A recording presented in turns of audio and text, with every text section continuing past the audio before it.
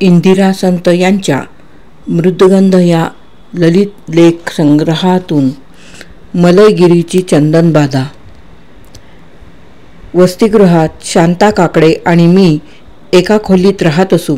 शांताबाई मुंबईच्या इंटरच्या परीक्षेतून त्या सुटतच नव्हत्या.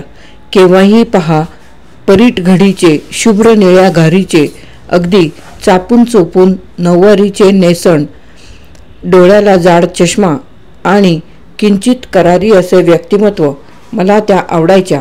त्यांना टेनिस, बॅडमिंटन हे खेळ आणि साहित्याचे वाचन याची फार आवड होती. एकदा अभ्यास करता करता माझ्याकडे वळून बघत त्या म्हणाल्या, इंदिरा, तुझ्याकडे तो कवी येतो ना, त्याची कवितांची वही घे ना ग मागून, फार चांगल्या करतो म्हणे. मागायची मला भीती वाटते हो, मी म्हटले. आमच्या लेडीज रूमच्या दाराशी टिपणा पुस्तकांच्या मागणीसाठी मुले घोटाळताना मी पाहिली होती. टिपणाच्या वह्या मागणे सोपे, पण तुमची कवितांची वही द्या असे मागणे किती अवघड. कॉलेजच्या मराठी मंडळातर्फे एक पुस्तक निघणार होते. त्यात माझ्या कविता असल्याने त्या पुस्तकासंबंधीचे प्रगतीचे काम सांगण्यासाठी ते 4-8 दिवसांनी येत असत. मुलांना भेटायला गेट बाहेर उभे राहावे लागे, तेही 10-15 मिनिटे. त्या वेळात कवितांच्या वहीचा शिरकाव कसा होणार, सरांचे शिकवणे आणि अभ्यासाचे विषय यावरच थोडे चौकशीवजा बोलणे होत होते, तेवढेच. पण काही दिवसांनी प्रिन्सिपल साहेबांच्या शिस्तीला अनुसरून आम्ही बाहेर फिरायला जाऊ लागलो. कधी कालव्याच्या काठाने, कधी टेकडीच्या पायथ्याजवळून, कधी तिच्या माथ्यावरून असे फिरताना भोवतालचा रांगडा निसर्ग आणि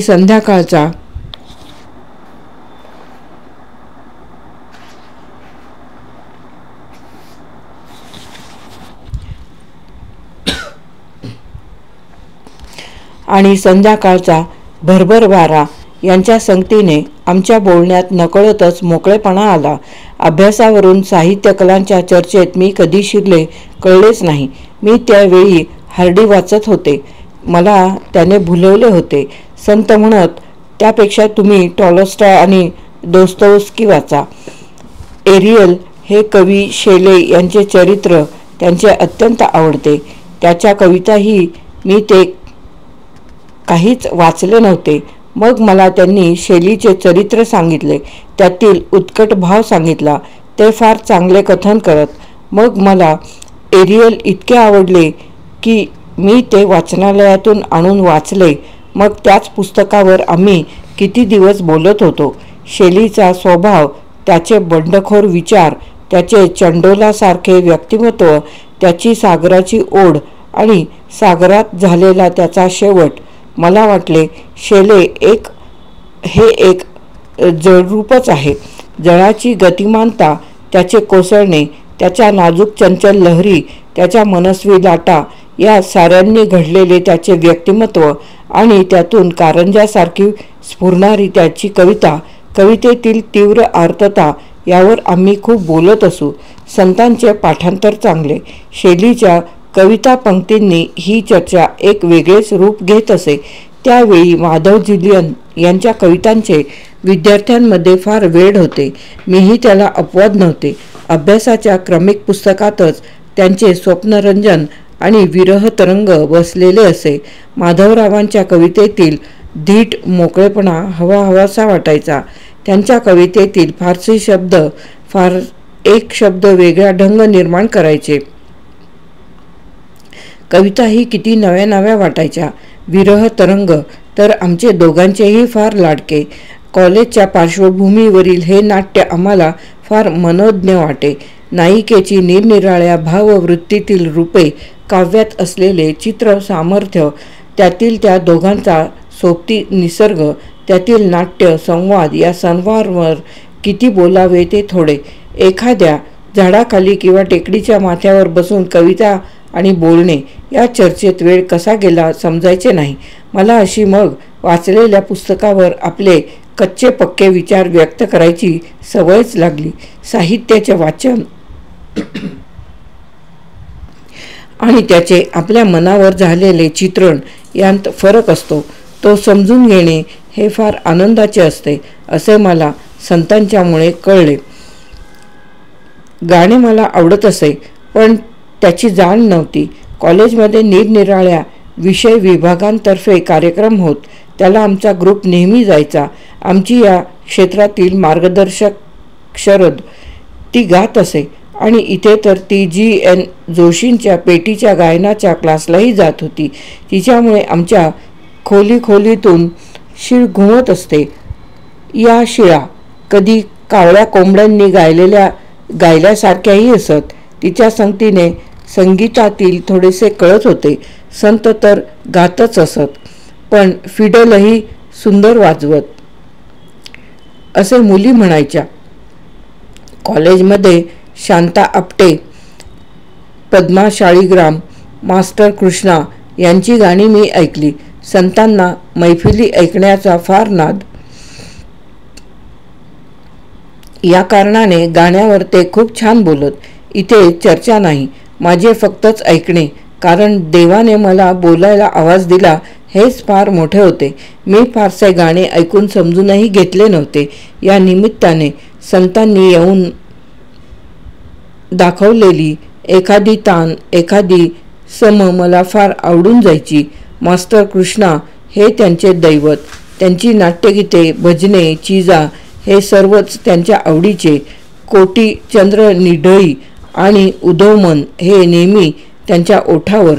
त्यांच्या छोट्या तानांची नक्कलही संत फार छान करत. सिनेमावरही खूप बोलत असू. त्यावेळी आमचा लाडका म्हणजे अयोध्येचा राजा आणि आमच्या मनीमानसी जाऊन बसलेली नटी म्हणजे ग्रेटा गार्बो. नाटके गंधर्वांची.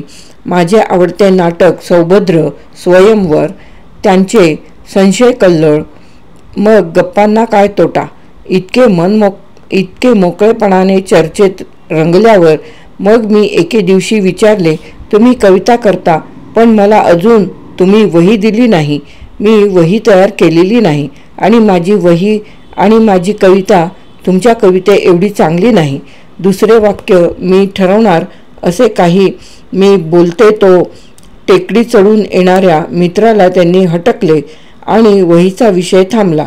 पण माझ्या मनाला एक विलक्षण समाधान स्पर्श करून गेले. त्यांना माझी कविता आवडली होती. दुसऱ्या की तिसऱ्या भेटीत त्यांनी मला वही दिली. थोड्या कविता होत्या. वाचून वही परत केली तेव्हा त्यांनी विचारले, काय वाटतं तुम्हाला? काय सांगू असे मला झाले. कविता सुंदर होत्या, पण तुमची ही कविता फार आवडली. ही फार सुंदर असे कसे सांगायचे असे वाटायला लागले. बराच वेळ विचार केला आणि कविता छान आहेत एवढेच बोलले. बस इतकंच? त्यांनी प्रश्न केला. मला सुचेना. मग मी बोलून टाकले. हे शार्दूल विक्रीडिताचं शिवधनुष्य तुम्हाला इतकं आवडतं? शेवटी हाच निष्कर्ष काढलात होय, म्हणत त्यांनी वही आपल्यापाशी ठेवून घेतली. त्यांना राग तर आला नाही असे काही मला वाटून गेले, पण तसे नव्हते. लगेच म्हणाले, माझी वही मागितलीत, वाचलीत, पण तुमची एक तरी कविता मला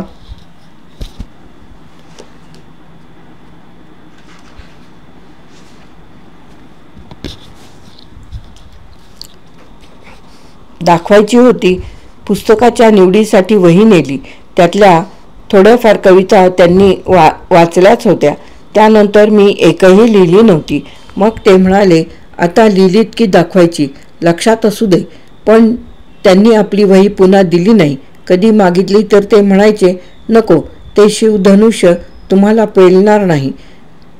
नाताळच्या सुट्टीचे दिवस जवळ आले तेव्हा एका संध्याकाळी टेकडीवर चढून जाऊन बसताच मी म्हटले, मी माझी कविता आणली आहे, दाखवू का? बघू. माझ्या हातातून कागद घेताना त्यांच्या डोळ्यांत आनंद तुडुंब भरला होता. ते वाचू लागले आणि मी दूरच्या पर्वतीकडे टक लावून बसले. त्या कवितेचे नाव होते केव्हापासून ही आणि ओळी होत्या, केव्हापासून ही लागे हुरहुर, फुलले अंतर अवचित, दिवसाच्या मनी चांदणे दाटले, तसे भारावले मन माझे. याच ओळी मोठ्याने वाचून ते एकदम म्हणाले, किती गोड लिहितेस ग. मी चमकलेच. काय चुकले त्यांच्या लक्षात आले असेल, पण न दाखवता पुढे म्हणाले, किती सुंदर, किती सांगून जाणाऱ्या या तुमच्या ओळी. काहीतरीच काय मी भांबावून म्हटले आणि पुढे बोलणे उमटेच ना त्यांनाही. त्यांनी कागदाची घडी करून खिशात टाकली. दोघेही त्या संध्येच्या रंगभावऱ्या मौनात बुडून गेलो. त्या मौनाच्या प्रवाहातूनच वसतिगृहाच्या गेटाशी आलो. त्यांनी मुकाट्याने सायकल रस्त्याकडे वळवली. जिना चढून खोलीवर येताना माझा जीव दडपून गेला. मलयगिरीवर दरवळणाऱ्या त्या चंदन गंधाची तर आम्हाला बाधा झाली नाही ना, या विचाराने तनामनावर डवरून आले आणि सबंध रात्र गॅलरीत उभी राहिले. ढगाच्या पिसाऱ्यातून झरझर धावणारा चंद्र न्याहाळत राहिले. इंदिरा संत यांचा मलयगिरीची चंदनबाधा नावाचा हा ललित लेख येथे समाप्त.